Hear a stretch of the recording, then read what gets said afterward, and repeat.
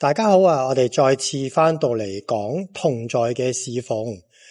現代人呢，其實好叻 say no， 又或者咧好叻當一啲嘢睇唔到。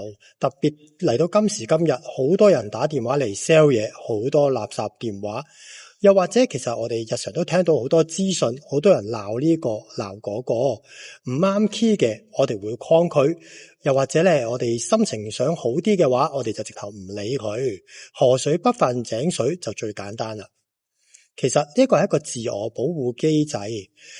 其實冇話對定係錯，但係當我哋今日話要去愛其他人嘅時候，我哋要需要捨己。有時學習嘅就要面對我哋自我保護機制帶嚟嘅一啲盲點。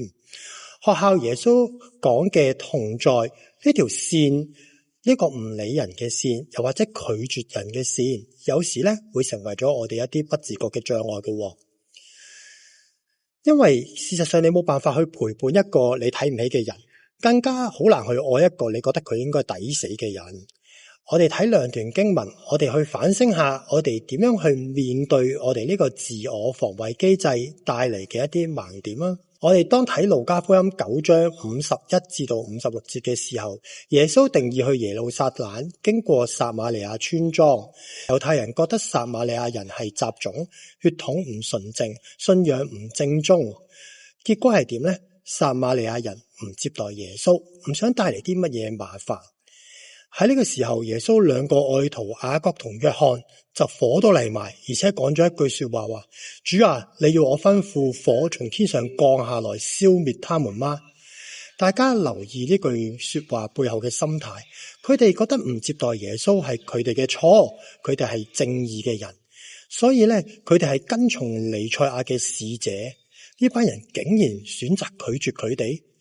其實呢一種係一種優越感。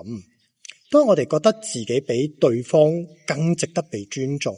我哋覺得自己比對方屬靈更正確，甚至不自覺覺得自己係比較有文化同埋高級啲嘅一面嘅時候，我哋有一個好快嘅反應，就係好容易對對方下出一個審判，同埋下出一個決定。喺呢個決定裏面有一種上而下嘅心態，並唔係同在時候應該有嘅，有一種非你即我哋 say no， 你咁樣對我就同你 say no， 我要消滅你，要遠離你，要將你拱出去。但係耶穌點樣做？佢翻去責備兩個門徒，首先拒絕咗嘅就係唔應該用暴力嚟解決呢一個問題，更加唔應該因為對方唔接納自己而選擇去傷害別人。所以同在第一個對我哋嘅學習就係即或對方拒絕我哋係咪選擇要同對方敵對呢？我哋要學習一種被拒絕嘅容忍力。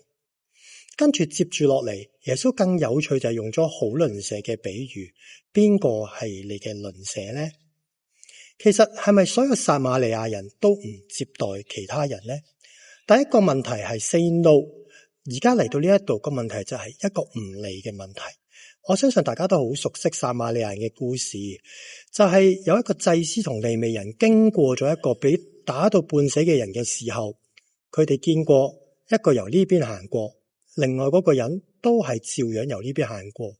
一個祭司，一個係利未人，佢哋係咪大壞蛋？唔一定係，佢哋趕住要去聖殿侍奉，如果去摸完條死屍，又或者接觸一啲唔潔淨嘅嘢嘅時候，其實佢係有違咗佢要做上帝嘅工作㗎。多一事不如少一事，我哋同好多嘢保持咗一個安全嘅距離。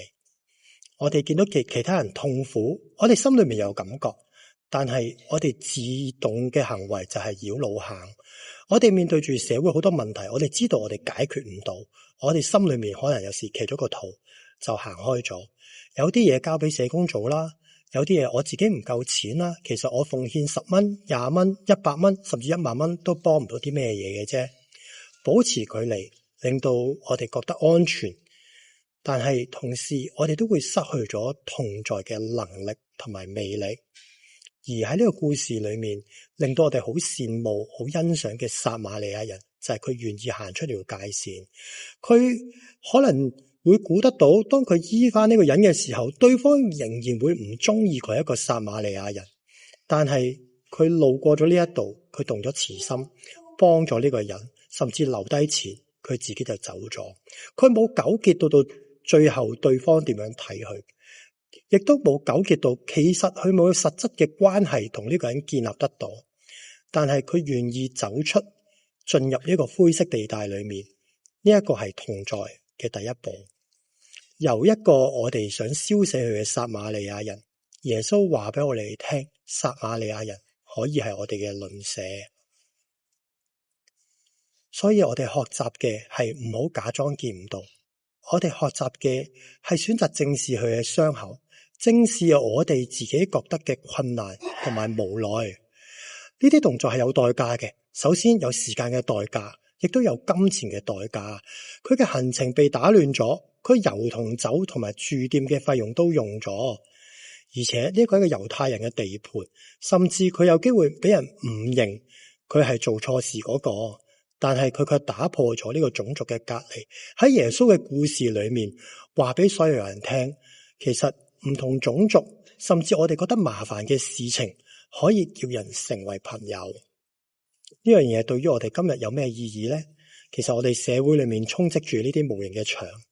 有人會話有一班廢青，有一班廢奴。有人會話嗰啲群體道德唔純正，一個唔覺意我自己都走衰埋點算？又或者我哋有時見到一個人行入教會，佢衣着唔合聖徒體統，我哋第一件事就係糾正對方嘅體統，而唔係嘗試去聆聽對方同埋明白對方嘅社會背景。甚至有時我哋覺得即係基本要同一個新朋友溝通，或者我哋要走出去同其他種族嘅人溝通，好怪喎，平時冇人咁做㗎喎。當我哋啲諗法出現嘅時候，我哋自然嘅就係我哋從嗰邊行過咗去。但係我哋學習放低嘅，正正就係放低自己呢啲擔憂，甚或優越，甚或覺得自己嘅時間好寶貴，選擇去運用我哋去同在，去做一啲未必我哋認為最有價值嘅事。所以我哋去主動跨過心中呢條界線，正正就係同在最需要嘅第一步。今日我哋要學習喺教會裏面接觸一啲我哋可能同佢相處得未必好舒服嘅人，甚至有時我哋去接觸一啲我哋自己覺得睇佢唔起，甚或我哋要學習嘅就係先要面對自己討厭人同埋睇人唔起嘅一啲感受。教會唔能夠永遠只一個上而下嘅角度施予，而我哋要學習真正嘅同在，面對我哋自己其實嘅不安感。容讓今日我哋喺呢個故事裏面去學得到同在嘅挑戰，求聖靈去光照你，去面對有冇一啲人同埋事你係好想繞路行過去嘅。我挑戰你先為呢啲你想繞路行嘅情況去禱告，去感受面對自己真實嘅內心，求主俾你去勇氣去打破呢一道牆。甚至如果主給予你一個勇氣嘅話，你試下去簡單做一個問候，又甚或送一份小禮物，我哋跨越呢一條線上前去愛，去同個群體同在。